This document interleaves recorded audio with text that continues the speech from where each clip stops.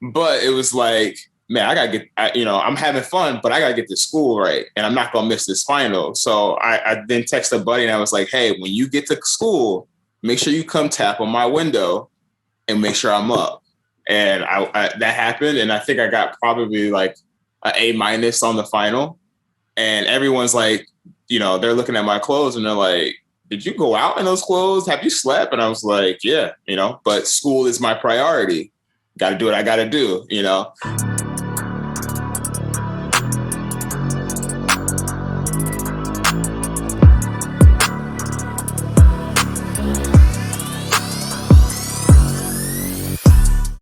What's going on, everybody? Thanks for joining us for another episode of the Black Student Success Podcast, where we bring you insight and guidance from successful Black professionals and students. My name is Selvin, and as of course, we appreciate the support. So today we have Brandon Blackwell on the show. He is a touring production manager and sound engineer. So he's going to talk about his line of work and what it takes for him to be successful. So Brandon, welcome to the show. How you doing, man? I'm doing well. Thank you for having me. Yeah. Appreciate you joining us. So let's start the show off how we always do by asking, who is Brandon Blackwell? Brandon Blackwell is a shy kid that is now living his dreams.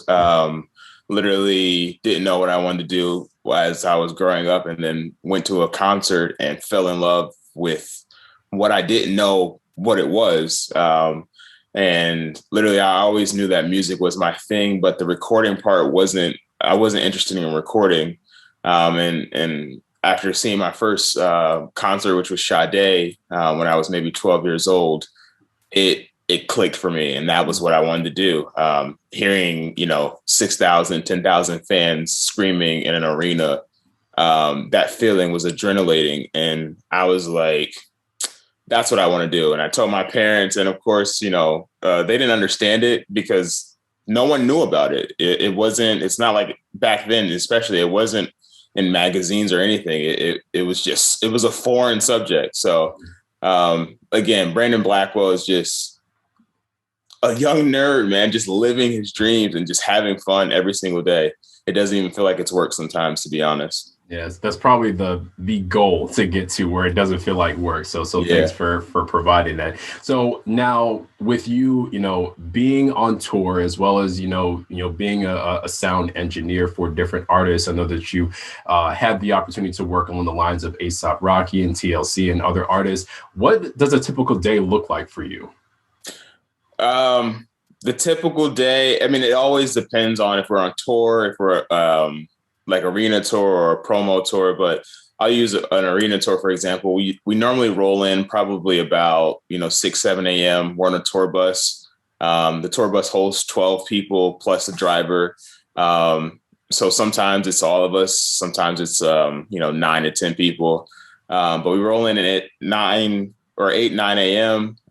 For me, I normally just go straight to to catering to get some coffee and meet immediately, because I know the day is going to be super long. After that, I wait for my stage manager, who pulls all of our gear off of the truck. And normally if I'm by myself or if I have a tech, we'll push all of our stuff out to front of house. If you don't know what front of house is, if you've ever been to a concert, there's usually a section in the middle where there's a whole bunch of lights and computer screens. That's what front of house is. And once all my gear is there, I set it all up. Usually while that's happening, there are people on stage putting up instruments, putting up lights, video screens. The massive speaker stacks are flying up in the air. Once they are all flown in the air, we do a lot of testing to make sure that the room is acoustically balanced, as arenas are big, as we call it, caves, until actual people get inside of it. Luckily, if the artist wants to sound check, we'll get the artist to sound check, which we all want. We love that, because it's good practice for them. It's good practice for us. Somewhere in there, we'll find lunch. Usually after lunch, we'll find the nap, if you're lucky, of course. And then we wait for doors where I play the house music. The crowds will start to come in, and depending if I'm mixing the openers or not, we'll jump to mixing the headliner. and then we pack it all up as soon as they start walking off the stage, and we do it all again the next morning. Or we may have the day off, or we may have a long drive. It just depends. LA to Denver is a long drive, but let's say New York to Connecticut, we're normally going to a show the next day. It's just our life. Yeah. So you're always on the road, and this was kind of like the day of the actual show. Yeah. Now, and is there anything that happens before you actually get on the tour and kind of get into this repetition of, setting up, do the show, breaking down, and then doing it all over again? Yeah. So, and this is what most people have no idea about. There are usually if you're on a great tour, or a good tour, there's what we call music rehearsals. So that's usually myself, another sound engineer who takes care of the band, and what they hear in their headphones, and the artists. And so what we'll do is we'll have rehearsals with us two, the band, and usually the artists, if they have time to come in, of course. And then once we get all of our stuff tweaked and dialed in like a smaller studio type area or rehearsal studio, we then move to a bigger building where we combine the lighting elements, the video elements, and then the audio elements. And we do what we call production rehearsals. So that's really our real practice, where we're on the big speakers. Everyone's getting to tweak and make sure that we all work together as a complete show. And then, that could be a week. Some massive tours can be months of that. And then about time when you roll into your first city opening night, you've already done the show. At that point, I mean, it could be hundreds of times that you've done the show, Yeah. So, and literally, when you brought that question up, I was like, yeah, people don't know this. They just think, artist decides to go on tour and we go on tour. And it's like, no, with those shows that are super, precise, and you notice it, and it's like, wow, this moves really well. They've rehearsed for months. So they're not, they're not new to this. You're just new seeing it, Yeah. Well, thanks for breaking down kind of that, I guess, unknown aspect of kind of what you do and what happens before you got all the lights on and everything. So Thank you for breaking that down. What are some variations of kind of your career? So now you during the live shows, you are working the audio for those. I know that there's aspects where you're kind of doing stuff in studio where you're not worrying about the audience. But what are some other variations of the career that you're in now? Yeah. I mean, this question I can have answers that go on for days, but live audio, just live entertainment production can be anything from Carnival Cruise Line, providing AV equipment for cruises, corporate gigs. So like a company may have an event, a massive event that, they're going to need sound engineers, lighting designers, et cetera. Another one is television. Most people don't know this, but when I was in school, I had an opportunity to go work for ESPN and and the goal was to hopefully become a audio engineer, but for television. So mixing the people talking wasn't my thing because I love music, but it's still there. And that list continues to go on and on. You go to a basketball game, there's sound engineers controlling all the sound, the music that's coming back through the arena. Like, it's there. I mean, it's literally an endless opportunity in the live world. And that's why, for me, it was so attractive, because you can literally do anything. Yeah. It's not like, and this isn't any slight to recording, but in regards to recording, anyone can go buy a laptop, anyone can go buy an interface, anyone can go buy a microphone and do this from their house. Billie Eilish and her brother won massive awards, and they did it at their house. Live sound, you can't put a concert on in your house. I mean, you can now with Twitch, you can, but to that level, it's not the same thing. Mm-hmm. So yeah, you can do a lot of stuff in the live entertainment industry. Yeah. So I'm glad you broke that down and said live entertainment, just to kind of open that up, that it's not just music. You just found your lane, and, from your interests, since you went to that concert, when you were 12, and then found a space within that. So I'm glad that you're able to break that down. And especially for the fact that that you went to school for this. And I know that might not be something that is, I don't know if it's encouraged or something that's pushed when it comes to kind of music artists, because like you said, you can, get this stuff set up in your bedroom and then kind of get on the road with that, but you actually got the formal education for it. Yeah. That was what, so with school, I'm definitely pro higher education when it comes to, getting into this industry. When I first started doing sound, I think I was maybe 8 or 9, I think 10 years old. This is all part of like my origin story, but I learned sound at my church, and it was nothing, like, looking back on it now, is nothing exciting. But little Brandon was like, wow, this is super cool. It's this board. All right, the guy he pushes this up, it makes him get louder, it makes him get quieter. I want to do that. And that was the basis of, that was my first foundation in my career, in my life of sound. But at a certain point, you can only learn but so much in that environment. And for me, it was finding, going online and finding the school. And a buddy of mine actually was the one who introduced me to the school. And when I went on the website, and by the way, the school is called Full Sail University down in Winter Park. But when I found the school, they had a show production and touring program. And literally, the website sold it to me. Speakers, lights, moving around. And this was after I had gone to that concert. So I was like, there's actually a place that exists for me to make my dreams come true, which is actually one of their mottos, we'll take your dreams seriously and to make your dreams come true. And once I heard that, I was like, I was sold immediately. And coming out of school, I have to say that I was technically wise, I was probably about 80, maybe like 75%, there ready to go do what I do now.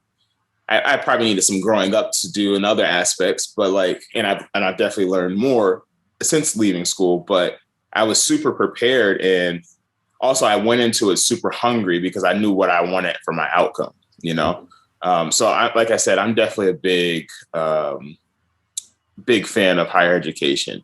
Now, I will say, if you can't go to school, there definitely are opportunities in the same regard to get into the live industry. It's all based off of where you live at, but there are local companies. Depending where you are, there's massive lighting companies, massive audio companies that you can go, interview, work in their shop, and kind of learn their way and build yourself up that way as well. That's a little bit starting from scratch, which is perfectly fine, I think. And I know a lot of people that have done that and are very successful.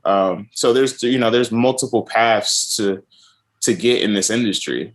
You just gotta actually take it, Mm-hmm. Yeah, find what works for you, and there's always, like you said, more than one way to get into it. So, whether you go straight for the experience or you get the education, and I think it's for you to say 75 to 80% ready after school, not a lot of students can say that. I think that's another highlight to point out there. Yeah, I think for me, and if my instructors and friends see this that I knew at school, I went into school thinking it was an investment in my future. Mm-hmm. And so I took advantage of every single thing that the campus offered.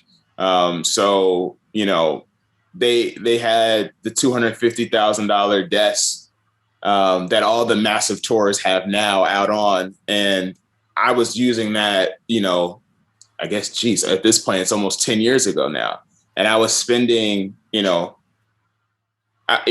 just the lecture in the lab, I was coming back for extra time. And because this is my passion. And when something is your passion, it's like, do whatever you can do to be around it and learn and soak up as much as you can. And that's what I did. It's a gentleman that I worked with a couple of weeks ago. He said that what we do is a frequency heard only by us, and other people can't hear those frequencies.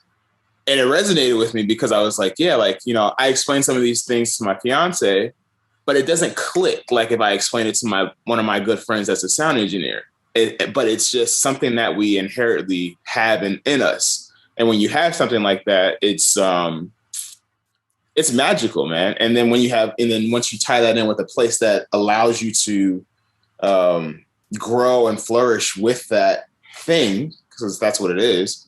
You kind of have no choice but to take advantage of everything that's at your hand. So that's what I did. And that's why I would say 80% ready to go immediately. Again, I was young, man. I was 20 years old. Could I have gone and done a major tour? Probably not. But, in my young brain, I was ready to go, Yeah. And sometimes that's all you need to start and begin learning till you get to that point. So exactly. thanks for highlighting that perspective. Now, what would you say is one misconception of the work that you do? Maybe something that people don't know or have a general idea that might not be 100% right. Yeah. Man, I wish people would stop thinking we are roadies. That typical traditional.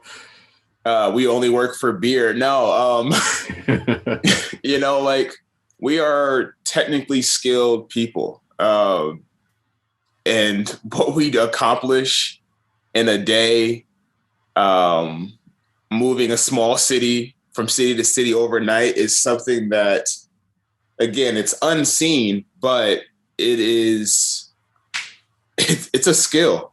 It is a skill that 16, depending on what size tour, 20 people, 30 people, 40 people can bring a show into a city in New York City and then the next morning wake up in Atlanta and be like, we're doing the same show again, people and to go back to the working for beer things, like, you can make a really, really good living doing what we do. Like a really good living. There's some people who are close to millionaires based off of what they do in this industry.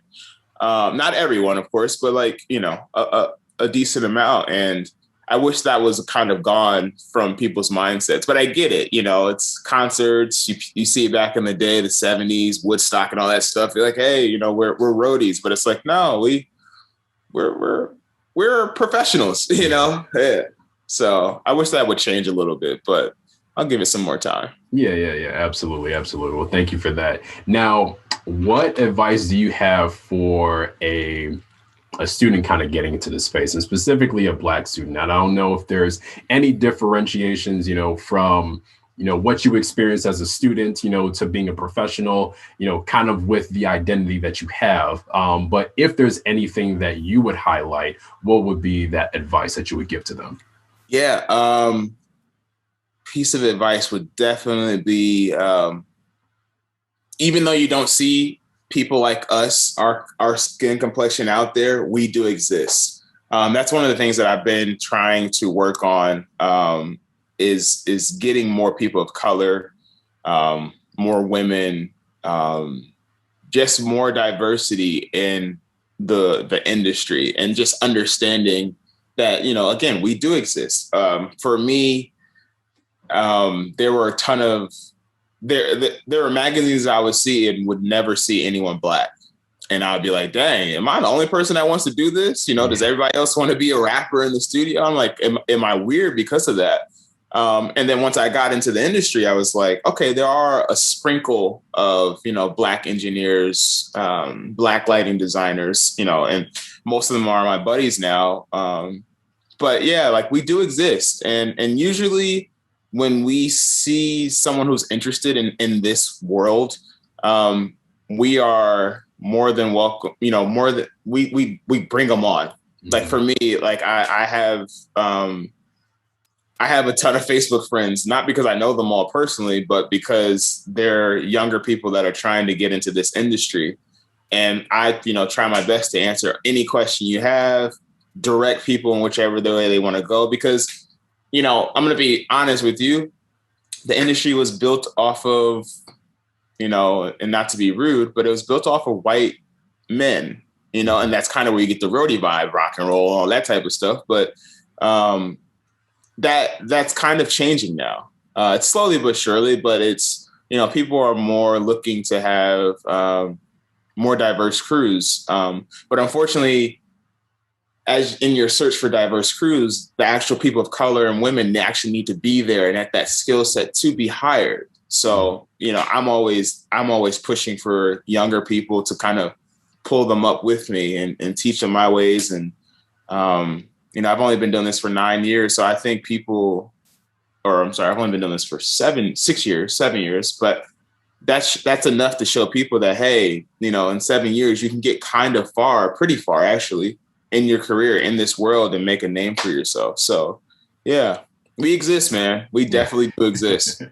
Yeah, reasons why we kind of do this, just to highlight these careers and just the different aspects. So like you said, because what do we always see? We always see the rapper and we always see the producer in probably one sense, Yeah. But there's always just these different aspects, just the whole live thing, I think is, with that being a thing, and that translating into other aspects, you probably take some of those aspects and take that to a studio, and probably the other way around. Just to kind of, broaden that perspective of kind of what, you as a professional in this industry does. Right. Yeah, absolutely. There we go. All right. So now if you were to kind of look back at everything and maybe these are things that you have kind of in place to reach these goals, how would you define success in your opinion?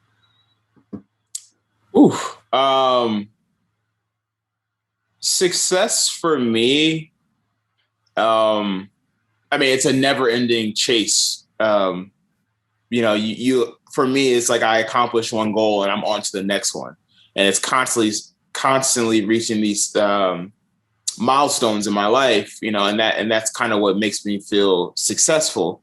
But I think success is when you accomplish a goal and that you can 100% put a stamp on it and say, this is Brandon Blackwell. I own ownership of this success and nobody can take this away from me. Sometimes you're not 100% successful. Sometimes you're 95%. That's okay too. That's what's that, an A, I guess, and it's still in school. So like, that's fine too. But if you can sign it with a stamp of approval, that's success to me.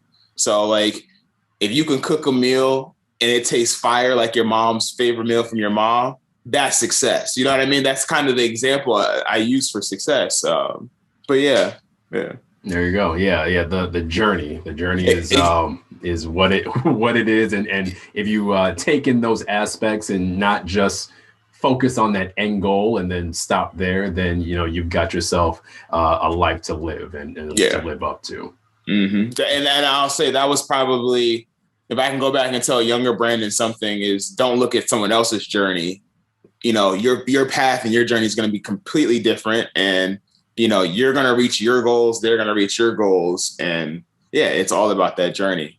I wish I could tell 20-year-old Brandon that, because he did not understand that. Absolutely. So now just to get our audience to know you a little bit better, just got a couple other questions for you. Now, when in school, it doesn't matter what point in school, name one embarrassing thing that happened to you that you have had some time to get over at this point. When I was at Full Sail, I took full advantage of everything. So my social life was out there pretty much. And but my grades were still amazing. I want to make that clear. Yeah. But there was one night, it was like one of the last classes of the program. There was one night that I had went out and partied, and I came back I knew that I was too tired to go home. I drove to school, I slept in my car, and then I woke up and took my final.